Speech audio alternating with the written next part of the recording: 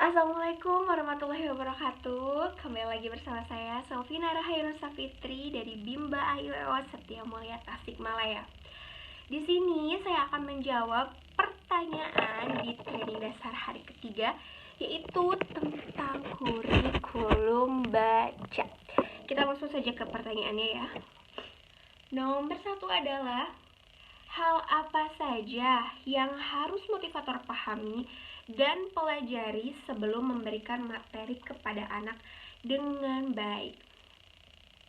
Oke, yang harus motivator pahami dan pelajari itu ada dua. Yang pertama adalah tentang paradigma Bimba, dan yang kedua adalah tentang metode Bimba. Jadi apa tuh paradigma Bimba itu? Ya, paradigma Bimba adalah proses membimbakan anak yang konsep dasarnya adalah membahagiakan anak dan juga orang dewasa.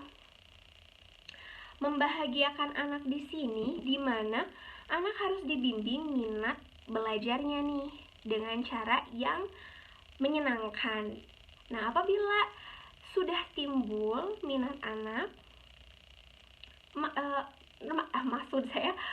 bila caranya sudah menyenangkan, maka akan timbul minat anak secara sendirinya. Dan juga untuk orang dewasa harus menjadi pembelajar ya, karena fitrahnya pembelajar itu untuk orang dewasa ya. Anak kecil itu fitrahnya adalah bermain, tapi diselipkan boleh sedikit-sedikit pembelajaran. Dan yang kedua adalah metode Bimba. Ya, pahami dan terapkan metode Bimba. Metode Bimba itu ada 3. Yang pertama adalah individual system. Individual system adalah motivator itu harus mencari tahu dulu nih sebelum mendidik anaknya, apa kesukaan dia, bagaimana karakter dia. Nah, apabila kita sudah tahu bagaimana kesukaannya dan karakternya bagaimana, kita lakukan small step system, pembelajaran secara bertahap atau membimbakan anaknya secara bertahap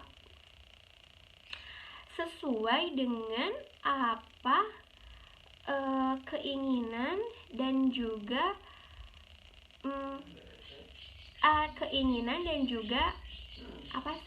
kemauannya gitu. Karena tiap anak kan berbeda-beda tuh kemauan, kemampuan, dan keinginannya. Jadi kita beda-beda cara membimbakan anaknya juga. Dan yang terakhir, apabila individual system dan small step system kita telah lakukan dengan baik, yaitu fun learning, pembelajaran yang 100% menyenangkan. Ingat ya, karena di Bimba itu goals-nya itu bukan harus bisa baca, tapi harus bisa menumbuhkan minat belajar anak. Jadi kita tuh mengacu pada prosesnya dulu. Prosesnya harus menyenangkan, harus membuat anak bahagia, tidak ada paksaan. Maka akan muncul dengan sendirinya minat anak tersebut. Dan lanjut sekarang ke pertanyaan yang kedua. Simulasikan cara bermain verbal kata 4HVK yang sahabat pahami. Oke, 4HVK. 4HVK itu apa sih? 4HVK adalah 4 huruf verbal kembar. Jadi, di huruf verbal ini, motivator hanya membunyikan atau melafalkan saja huruf-hurufnya tanpa memperlihatkan simbol-simbol huruf tersebut. Nah, maksudnya kembar itu apa ya? Maksud kembar di sini adalah huruf vokalnya itu sama, seperti misalkan mama, ma, ma, pa, pa, pa gitu. Jadi si huruf vokalnya itu sama. Dan 4 HVK, maksud 4 itu adalah satu kalimat terdiri dari 4 huruf. Nah, cara membimbakan anaknya seperti apa? Kita pakai cara yang simple aja dulu ya, dengan cara menyanyikan lagu Bimba. Bagaimana lagunya? saya akan contohkan, dan juga karena agar anak ingat gitu logikanya, masuk dan juga dia pahami, kita harus mengulangnya sebanyak 3 kali. Dan di lagu ini pun sama. Kita contohkan ya lagu La Bimba. Misalkan gini nih, langsung nih ya, misalkan nih saya mau ngajar si anaknya. Nama anaknya ini misalkan Ara ya. Halo kakak Ara, selamat pagi. Pagi Bu Selfie. Kakak Ara, kok semangat banget ya hari ini? Pasti karena tadi udah sarapan. Iya Bu Selfie, betul. Tadi Ara udah sarapan. Tadi sarapannya sama siapa? Sama mama. Oh iya, masih sama mama ya, disuapin. Makan bareng-bareng ya kakak Ara. Iya Bu Selfie. Oh ya kakak Ara, Bu Selfie punya lagu nih buat kakak Ara. Kakak Ara mau dengerin gak? Mau Bu Selfie, lagu apa? Lagunya lagu La Bimba. Nah sebelum kakak Ara ikutin, kakak Ara dengerin dulu ya Bu Selfie nyanyi. Nanti kakak Ara ikutin, oke? Oke Bu Selfie. Nah sekarang saya akan mencontohkan bagaimana lagu La Bimba tersebut. Oke, kita mulai ya. 1, 2, 3. Ayo kawan semua, bernyanyi La Bimba dengan hati gembira, bersama-sama. M-A, M-A, mama. P-A, P-A, papa. B-O, B-O, bobo. Mama, papa, bobo. D-E, D-E, dede. M-I, M-I, mimi. S-U, S-U, susu. Dede, mimi, susu. Sekali lagi. M-A, M-A, mama.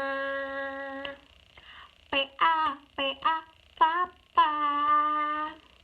B-O, B-O, bobo. Mama, papa, bobo. D-E, D-E, dede. M-I, M-I, mimi. S-U, S-U, susu. Dede, mimi, susu. Nah, itu contoh sederhananya untuk melafalkan 4 HVK, yaitu 4 huruf verbal kembar. Kan tadi di nyanyiannya ada M-A, M-A, mama. Nah, di situ tuh itu ada huruf-huruf kembarnya. Kita perdengarkan dulu kepada anak. Kalau terus didengarkan kan nanti menyerap tuh. Nanti lama-lama dia juga akan mengetahui, oh M-A, M-A itu mama. Kayak gitu. Lanjut, kita ke nomor terakhir. Jelaskan bagaimana agar anak tidak lupa saat dikenalkan huruf simbol A, I, U, E, O. Nah, sekarang sini kita sudah beda lagi ya, bukan huruf verbal tapi huruf simbol, di mana motivator sudah memperlihatkan simbol-simbol hurufnya kepada anak.